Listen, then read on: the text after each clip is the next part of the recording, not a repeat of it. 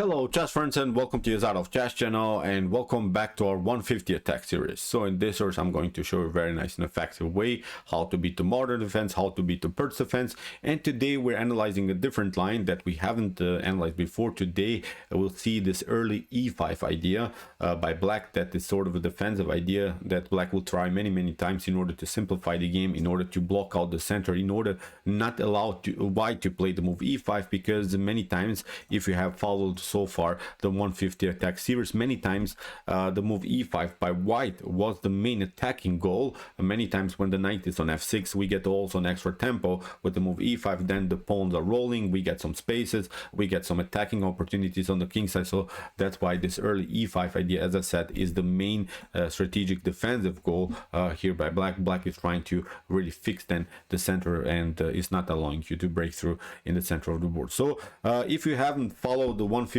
attack, please check out the series from the beginning, because maybe in this video we'll not analyze maybe some other questions that you have about this attack, because we have covered really many lines. So now we are analyzing only, as I said, the early e5 move by black. So let's see now what's again the 150 attack, what are whites and blacks ideas, and how white should counterplay this early e5 move by black. So okay, our first move is d4, knight to f6, so the game transposes into the Pirc defense after move d6. So we are playing the classical system with the move knight to c3 and knight to f3, and here after move kingside castling, bishop to e3, kingside castling, we're preparing again the move queen to d2, and we are building our 150 attack. So we are trying now to play the move bishop to h6, we're trying to trade off the bishops, we'll eventually play h4, h5, will maybe even h takes g6. Then when the bishop is off the board, we're trying to sneak in with the queen, maybe here on the h file, and with the rook support we're building a battery and we're trying to deliver checkmate. So as I said, we have talked about this plans and tactical goals for white in our analysis so far. So now after move queen to d2 we are analyzing a different line. In my previous video we have talked about this early rook to e8 move. Now we'll see what will happen if you play the early e5 move, which is sort of a King's Indian idea, because if you play d5, okay, I'm not saying you'll not lose the game because you play d5 immediately, but I don't like anymore here white's position, because now black can go with knight to d6, knight to e8 with the move f5, f4 into the normal King's Indian attack. So that's why after move e5 we have to find a different plan. What you should also not do is to play d takes e5. Then after d takes e5, okay, you can maybe trade off the queens, and again you can take out the pawn, but this is not working because also black is here knight takes e4, discovered attack against the knight. You can maybe take out this one, but black will also take out here the knight on e5. So black has, I think, simplified the game, has also, I think, even a slightly better position because of the better activity. The bishop is aiming here, the bishop is also good, the rook is very active. In the near future knight to c6 can be played still, the b2 is attacked, you have to make a reaction. So as I said, here maybe I would love to play more this game from black's perspective. So after move e5 we have to find a new method how to break the position. So that's why, again, like in the previous line that we have studied with the move rook to e8, my recommendation is to go queenside castling. And again we are threatening the move d takes e5. Look at this, when that happens then you could lose a little bit the tactical battle on the d file. So that's why many times black is playing this line, e takes d4, and now we play knight to d4, and many times your opponent will challenge you with the move knight to c6. Don't forget about this idea, because what he is trying you to do is of course to take knight takes c6, then after b takes c6, okay, again I'm saying maybe you'll not lose the game because you reach this position from white's perspective, but this is a position that, believe me, really black wants to get, especially now because of the open b file. The b2 square is vulnerable, and many times there are even some discovered attack possibilities with the rook to b8. Then you could lose really the battle around the square b2. So this is something that you should try to avoid. So when your opponent is playing here after move knight to d4, when he's playing the move knight to c6, keep the tension simply in the center of the board, leave it like this. If you want to take, let him take, then we'll just centralize our bishop towards the center. So it's nothing special if you get challenged. What we should do in these types of positions, we should prepare again our beautiful flank attack. So first we're playing the move f3. This move is also preventing knight to g4. Now we're launching an attack again, g4, h4, h5, h6, g6, bishop to h6, and similar stuff. Queen to h6, again, queen and rook battery, and we're trying a checkmate. So as I said, the goal is the same, nothing changed, but as I said, keep the tension a little bit here with this knight, don't take it out, and I think you can have a good game. So this is now our cornerstone position. So this position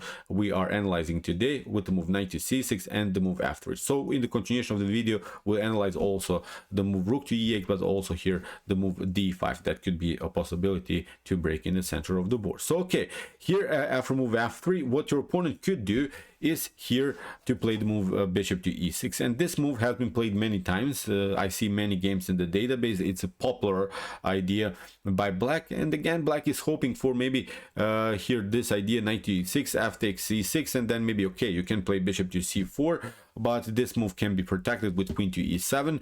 Okay, still white is much better, but I wanted to show you a different method, which is in my honest opinion much better than to take out the bishop on e6. I like more this normal idea with the move g4, and I really love this attack because it's not so complicated to study it, it's not so hard to memorize it. Still, we're keeping many pieces on the board, so we have really a beautiful flexibility. Now in the continuation, your opponent will try many times this attack, and that's why many times we want to take out the bishop on e6, because it's targeting a little bit here the pawn on a2, but that's exactly not, in my opinion, such a huge problem, because okay, bishop to d4, c5, bishop to e3, and look at this. Now your opponent will try maybe this idea, will try maybe queen to a5 in hopes that you play maybe the move a3, that you weaken a little bit the pawn structure. But I think now with b5, a6, b5, and then followed with b4, black could have also decent game. So that's why I don't like when we simplify the game a little bit for our opponents, when we create too many weaknesses. In my opinion, after move queen to a5, here what we should do is just continue our pressure, because if our opponent takes out now here the pawn on a2, we should simply take, and after move king to g7, we should just continue our attack. So we can also play here h4 and just really have fun. So let's go back. If our opponent plays something else, so if he tries to get out of this mess with the move rook to d8, if he tries maybe to stay with the bishops on the board, then we again just simply take out the bishop, king to g7, we are continuing our pressure. Okay, again your opponent can take out the pawn on a2, but look at this, h5, your opponent has to play now knight to g8 in order to control the h6 square. But look at this, we simply takes, and now with queen to h2, still we're having fun, we're having good attacking opportunities.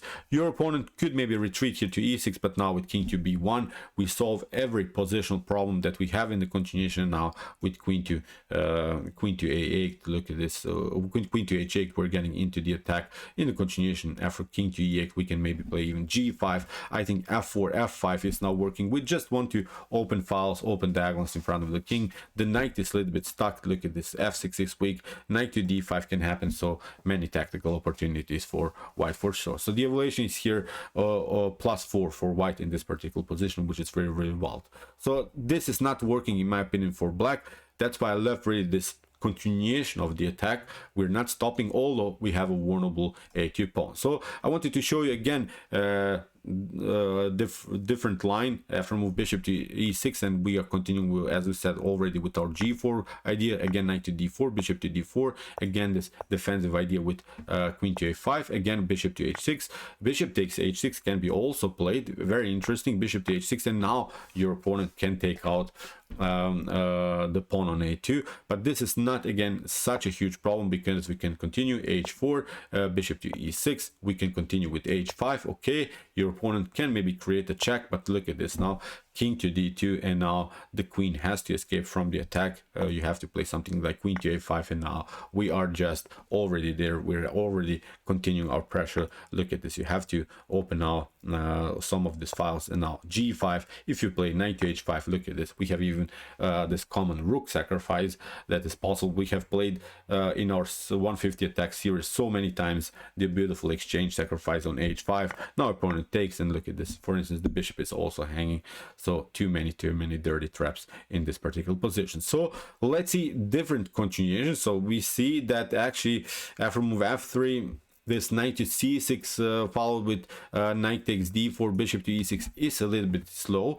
So that's why many times what your opponent will try to do, and this move many times annoyed me, and many times I didn't react correctly, so that's why I said stop. I will analyze now this particular position more and deeper. So your opponent could try in the spirit of this flank attack idea, whenever you feel that you could get attacked on the flanks, you should prepare a central counterattack. That's one of the basic rules in chess that you have to know, I think. So that's why this move d5 makes in many occasions really sense. But what you should do, and I've made many times a mistake, I played some ideas of knight to b3, which is still perfectly fine. I'm not saying you lose the game because you played knight to b3, or bishop to h6 is also a good idea. But what you should do is now simply to play e takes d5, and now your opponent has to take. But look at this, now we're playing really this provocative moves with the move bishop to g5, and there are many things that your opponent can do.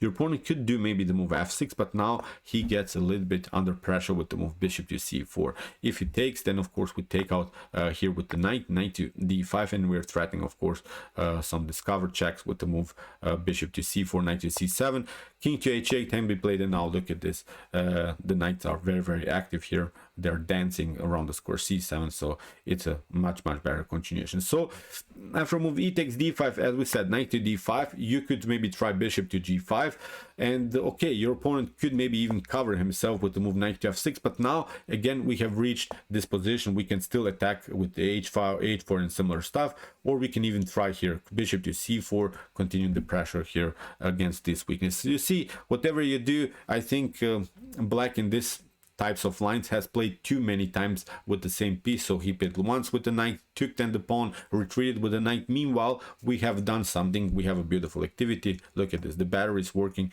this rook will come into the game. So still also some ideas of knight to b5, knight to c7 are working. So also it's something that bothers, I think, black in the continuation of the game. So from this point on, the evaluation, for instance, in this position is +2. So let's go back. After move bishop to g5, your opponent could try maybe here to move queen to d6, but again knight to b5, look at this, leads into a very complicated game for black. Bishop to c3, knight to c3, here knight takes c3, queen to c3. Okay, you can maybe even trade off the queens, but it's not working because of this activity here on the 8th rank. So you lose the bishop, you have dark square problems. Even if black doesn't play this move queen to e5 in order to simplify the game, look at this, we're playing bishop to h6, we're threatening checkmate. Black gave up the dark square bishop, so it's now a naked king situation, so this is also not working. So as I said, I hope that we have solved also this positional problems with these two popular methods, because e5 is going to happen, and I think you have to react correctly. The ideas are clear. So after move here e5, as we said, we should simply play queenside castling. Then your opponent has to react. We play knight to d4, knight to c6. We don't want to take f3, and then maybe bishop to e6, as we said, but still we are playing on our attack. g4, h4, h5, followed with bishop to h6 and similar stuff. Then we want to really create again some madness on the king side. So okay, I hope that you realize this idea. Still study this hard, because many things can still be different than in these videos. I've been talked now many times about, okay dude, but we haven't covered this line and this line. We cannot really cover every particular line that is possible in chess, and every particular line that is possible in the 150 attack. But I think the strategic concepts, the main ideas are working, because many times you see we're playing on the same motifs. Like in the previous analysis, the e5 motif was present. Now we have a g4, h4 flank attack as the main motif. So many motifs are repeating themselves. So that's why I think when you understand the motifs, you can really understand the beauty of the 150 attack. So okay, I hope that you enjoyed this study. If you want to know more about the 150 attack, please check out our whole series. Here is the link of our whole 150 attack playlist. And if you like this content, don't forget to subscribe to my channel. See you soon with some more videos, and what to say, chess is the best, of course.